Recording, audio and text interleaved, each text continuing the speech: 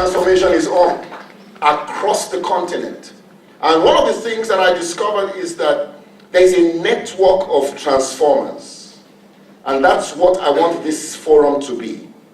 A network of transformers. Just build that network. So how many people are interested in being in that network? I tell you, the history of Africa will not be complete without them talking about your contribution.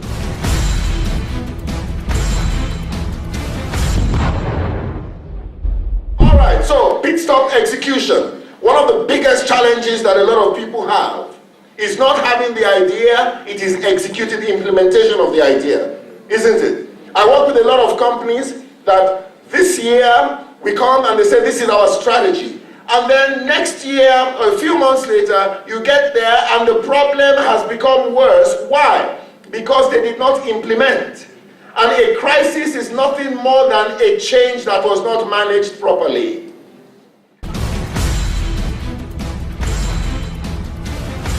And let me say, when I talk transformation, what are we talking about? Let's start from there. Transformation, you see, when you hear the word transatlantic, it means across the Atlantic. Transnational is across nations. Transform is across form, from one form to another. So you look at a butterfly. One form is an egg. The other form is the caterpillar. The other form is the pupa. The other form is the butterfly, isn't it? Now, what a lot of people, unfortunately, call transformation is just movement within the egg. So they are sitting egg, standing egg, turning egg. Honey, you're still an egg. It's like somebody has been living in the slum in one room, and then you move to 2 rooms in the slum, and after some time you manage to live in 3 rooms. You are the biggest house in the slum. And then you begin to celebrate, and some mumus around you begin to clap hands for you. Listen, you're still in the slum. Be very careful of people who celebrate your mediocrity.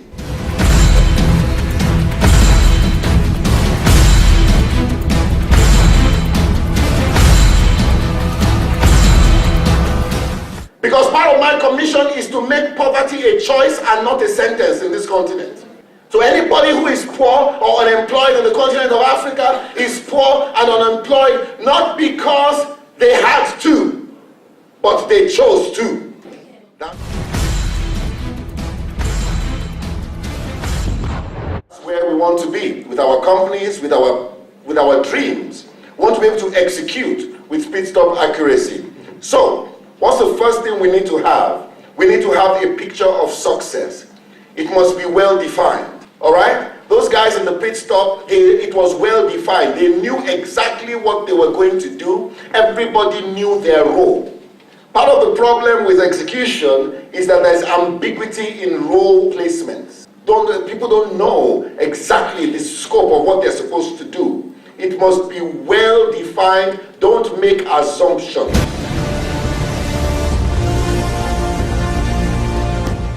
The next thing you need is the right team. All right? Listen, the team must have the capacity for the dream. And you don't get emotional about your right team, because let me tell you something I have learned. No amount of motivation can motivate a horse to fly. If that horse, listen, oh, look, you see, you cuddle the horse, you pat the horse, you call the horse honey, call the horse sugar, it's a lie, it's not flying. A lot of people, you bring people around you that don't have capacity for your dream.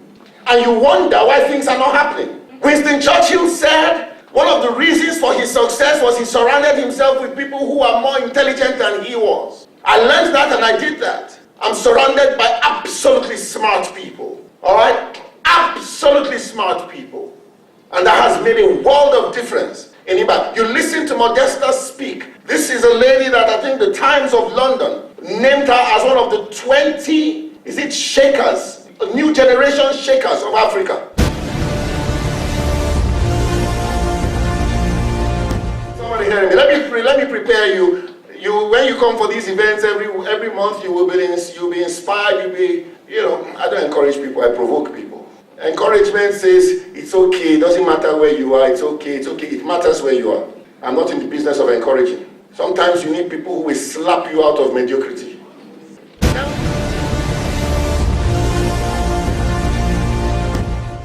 Forget this, B players do not produce A results. Performance must be measured within the context of potential. So you think you are doing well today. What's your potential? Because performance that is measured in isolation of potential is not an accurate figure. Now, many times I would hear people, especially in the church, say, you must maximize your potential. And I say, okay, how do you maximize your potential? First thing, how do you measure your potential? Because you cannot maximize something you have not been able to measure. A tool for measuring potential. And the first thing we look at is relationships. Have you maximized all the relationships? Next thing we look at, skills. Have you maximized all your skills? Make a list of your skills. How have you maximized those skills towards this great dream you have? Wise people will start thinking legacy, and that will wake you up. Listen, is it every day I want to wake up at 2 o'clock? No. But when I'm sleeping and I wake up and it's cold, and then you suddenly remember school fees, you will wake up. You must have, because, and then finally, you must have a sense of urgency. Okay? A sense of what? Urgency. That will help execution so brilliantly. Look, I never put anything off, and my staff know it. When we think it, we do it. There is nothing like, I am going to call that person tomorrow. No, call now. Why do you want to put it off? I'm going to send that email to, no, send it now. Because, let me tell you something, if you don't have that sense of urgency, that feeling, that complacency is born out of a delusion that you are in control of time. You understand what I'm saying? That's where complacency comes from a delusion that you are in control of time. I will do it tomorrow. What if something happens tomorrow, you are not able to do it? Have a sense of urgency that if I do not execute this right now, so many things are at stake.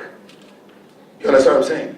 So that's why a vision without a timeline is just a wish. You must put the timeline. All right? And I do that constantly. So I said, on Monday, you go on powertalks.biz, you'll be able to watch our first program.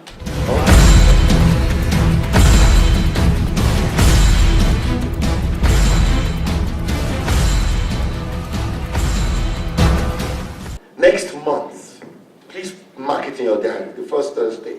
Next month, I'm going to be talking about personal branding. How do we now brand ourselves for the dream? All right? But on that note, thank you very much. I'm open to questions. Good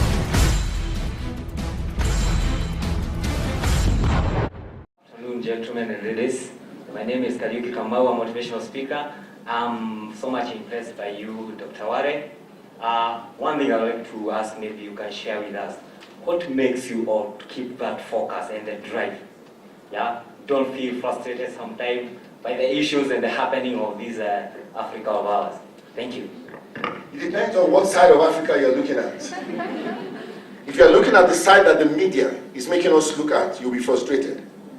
But if you're looking at the side, the reality, when I look at those two kids from Madari, I'm inspired. When I look at people in this continent, like Modesta, people like my friend Fela Dorotoye in Nigeria, people who are doing great things, then I get inspired. Thank you very much for the presentation. My name is Cardinal. My question is, I think I will change it after your answer.